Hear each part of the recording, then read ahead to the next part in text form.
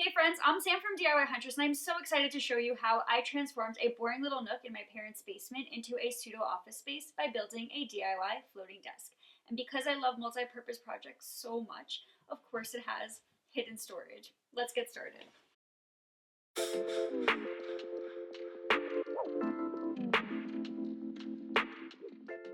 This project is sponsored by my amazing friends at DAP Products. I recently had the opportunity to renovate my parents' unfinished basement, and though it looks really awesome, there was this little nook in the corner that was driving me absolutely insane because I felt like it was such a waste of space. And I had been wanting to build a floating desk for this corner for the longest time, and I finally got a chance to do so. After taking some measurements of the space, I got started by creating the top of the desk and the bottom of the desk, and I did this with 1x4 by 6 foot long boards, which I laminated together with some glue. Now, the key to a really good lamination is to use a lot of glue and a lot of clamps, and that is exactly what I did. So I started the glue up by laying out all of the boards in an order I was happy with, and then I flipped them on their sides and used my favorite glue in order to spread a really thick and even layer of adhesive along each side of the board that was going to be touching.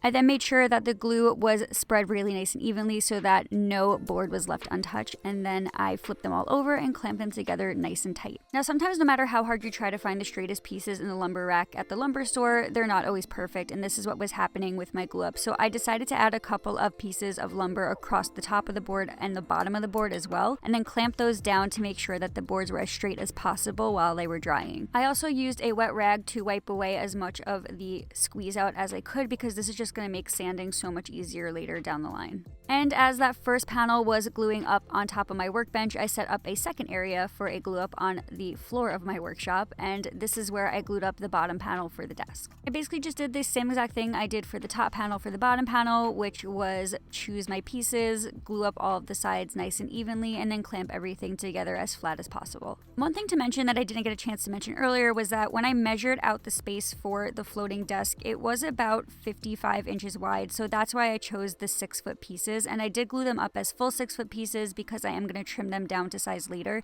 But really the hope with this project was that it would look like a custom built-in for the space, so I basically just used the 1x4 by 6s, and if you're building something like this for your space, you can use whatever works for you.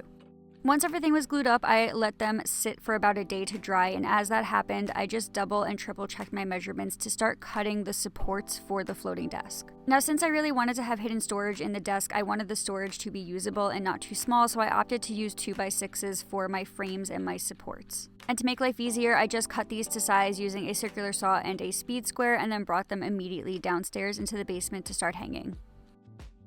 I really wanted to make sure that this floating desk could hold a lot of weight, and I probably went a little overboard here, but basically I just found as many studs as I could and then installed the beams using self-tapping 3.5-inch structural screws that are used for construction sites. But as always, you can find out more about the screws that I used to install these frames, as well as all of the materials and products that I used for this project on my website by clicking on the link below this video. In terms of the structure of the frame for this build, I added a really long backer board against the back wall first, and then added the 2 side supports to the walls next to it the same exact way, also making sure that everything was level along the way. Side note, at the time I did not realize that I split this piece of wood when I was installing it, but I did notice before I installed the desktop, and I ended up replacing it. I really did enjoy the process of custom building the frame around the actual wall in the downstairs area rather than building a frame first in my shop and bringing it in, because it allowed me to really find the studs and make sure that everything was sturdy. The one thing I do regret though is not pre-staining these pieces, and you'll see why a little later.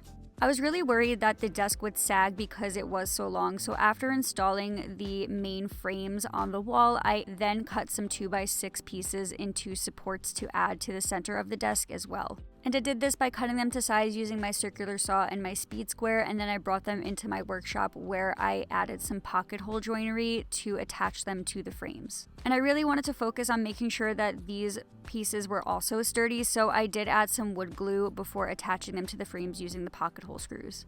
I did also spend some extra time here making sure that everything was flush and square because I will be attaching the top piece of the desk and the bottom piece of the desk to these supports directly later, and if they're not square, then nothing's gonna line up.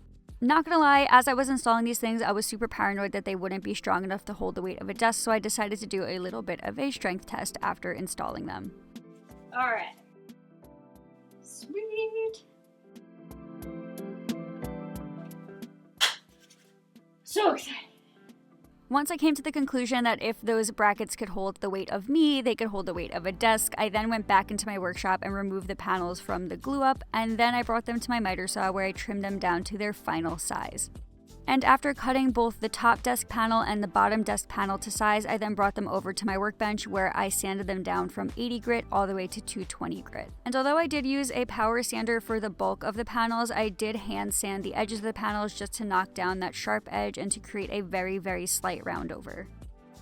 I then wiped everything down and stained the entire bottom panel using a Danish oil, and then only stained the underside of the top panel using the same Danish oil, and I left the top side unfinished, but you'll see why in a second. So to get that custom built-in look, I installed the top panel with the finished side facing down, and I installed it into the supports using a brad nailer. Now I really wanted this desk to look like a solid piece of wood or a beam, and then have that latch kind of be a secret one that flips down in the front. And basically in order to do this, I had to hide all of the nail holes that installed the piece to the brackets, and I did this using wood putty. I then waited for it to dry, sanded the wood putty down, and then began to stain the top piece of the desk while it was already installed. And like I mentioned earlier, this is kind of the part that I wish that I did a different way, because I also had to stain the brackets here as well, and stain isn't really that friendly indoors. It really is strongly smelling, and no matter how many fans I had running or windows open, it did take a while to get the smell out of the basement, but all in all, it ended up working out really fine. Now, as the top piece and the brackets waited to dry, it was time to work on that front latch or that cabinet door at the front of the desk, and I wanted to do this the same exact way that I used in my hidden storage table that I posted about a year ago. And what this meant was installing some full overlay hinges to hide the hardware inside the desk so that when you flip the desk back up, it just looks like a solid piece of wood. As you can see, I did install the inset for the cabinet hinge into the actual desk panel, and then installed the other end of the cabinet hardware into the door, and I totally messed up, so don't do this, because this is what happened. It's not what I wanted. No! So I think that I put these hinges on the wrong way. The actual part that's inlaid in the wood, I think, has to go on this piece. I'm really upset with myself right now. I should have thought this one through. So basically, to sum up my ramblings of a mad woman, when I closed that door, the panel was supposed to hide the edge of the desk panel rather than be inset inside of the desk panel, because that's what gives it the illusion of it being a solid piece of wood. Basically, I had to remove all of that hardware and then reinstall it by insetting the hardware into the cabinet door and then installing the remainder of the hardware onto the desk panel itself. Luckily, I was able to salvage that bottom desk panel by just rotating it and putting the mistake in the back of the panel, because they ended up being hidden by the frames anyway once I installed, so everything worked out a-okay.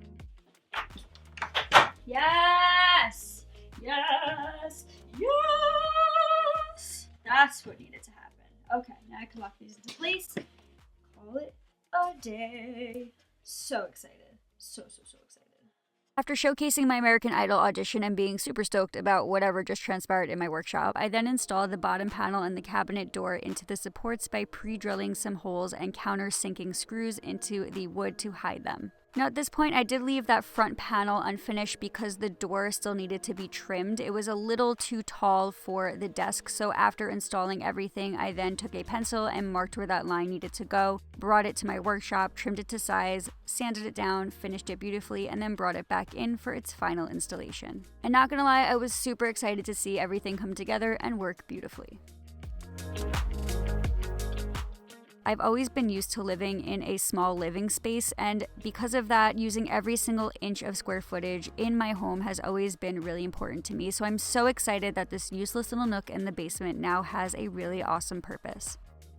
Adding to that as well, I really love the use of multi-purpose builds, and this totally tackles that. It's not only just a floating desk that looks awesome, but it also has that hidden storage component, which is super important for, I think, any living space. This is a build that I've been wanting to do for a while, and I'm so excited that I got the chance to tackle it in the space that I just renovated in my parents' house. I could not be happier with the way it turned out. My dream is to one day own a home of my own that I can renovate and customize my own way, but until that day comes, I'm just really grateful to my parents for allowing me to live out my visions and my projects in their space, and to also work out of their backyard in my small little shed shop. I really hope you guys loved this project as much as I did, and if so, please make sure to subscribe to my channel for more projects in the very near future. But until then, friends, thank you so much for watching, and happy DIYing.